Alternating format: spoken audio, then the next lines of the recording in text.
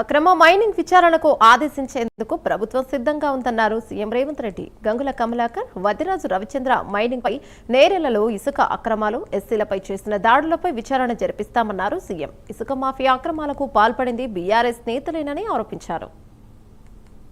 అదేవిధంగా గాయత్రి గ్రానైట్స్, వదిరాజు రవిచంద్ర ఏదైతే అతని కంపెనీ మీద మొత్తం నోటీసులు ఇచ్చి ఫైన్లు పెనాల్టీలు వేసి అతను లొంగ తీసుకొని వాటిని మళ్ళీ తగ్గించి ఆర్బిట్రేషన్లో తగ్గించి అక్రమంగా గాయత్రి రవి గ్రానైట్స్ ఏదైతే రాపించుకుందో రాజ్యసభ సభ్యుడు గాయత్రి రవిచంద్ర, వద్దిరాజు రవిచంద్రకు సంబంధించిన అక్రమ మైనింగ్ల మీద ఈరోజు విచారణ వేయడానికి మేము సిద్ధంగా ఉన్నాము.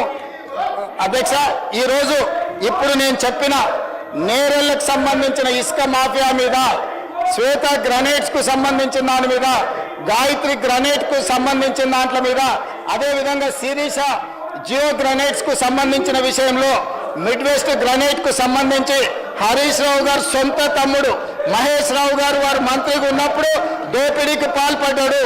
దీనికి సంబంధించి అదేవిధంగా ఈరోజు వాళ్ళు ఏదైతే ఆరోపణ చేస్తుండ్రో, ఏదైతే ఈరోజు రాఘవ కన్స్ట్రక్షన్ సంబంధించినో వీటన్నిటి మీద రాష్ట్ర ప్రభుత్వం తరఫున సిబిసిఐడి విచారణకు నేను ఆదేశిస్తున్న అధ్యక్ష. అందరి నిగ్గు తేలుస్తా. కొల్లగొట్టింది మీరు. 5 ఏళ్ళు హరీష్ రావు గారు, 5 ఏళ్ళు కేటీఆర్ గారు ఈ శాఖ నిర్వహించి వేల కోట్ల రూపాయలు కొల్లగొట్టి ఈరోజు ఇసుక మాఫియాను నడిపి ఇప్పుడు మాట్లాడుతున్న శాసనసభ్యులు ఇసుక మాఫియాలో, ఇసుక దోపిడీలో భాగస్వాములు. ఈరోజు ఇసుకకు సంబంధించి మేము పెంచిన ఆదాయం ఈ కళ్ళ ముందు ఉంది అధ్యక్ష. ఈరోజు మేము పెంచిన ఆదాయంతో రాష్ట్రానికి పెరిగిన ఆదాయం టోటల్గా నేను ఇప్పుడు చెప్తాను అధ్యక్ష.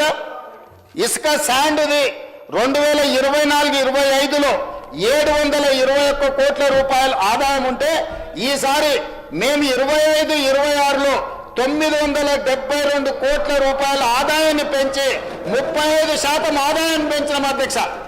ఇసుక మాఫియా నడిపింది వీళ్ళు, దోపిడీకి పాల్పడ్డ వీళ్ళు.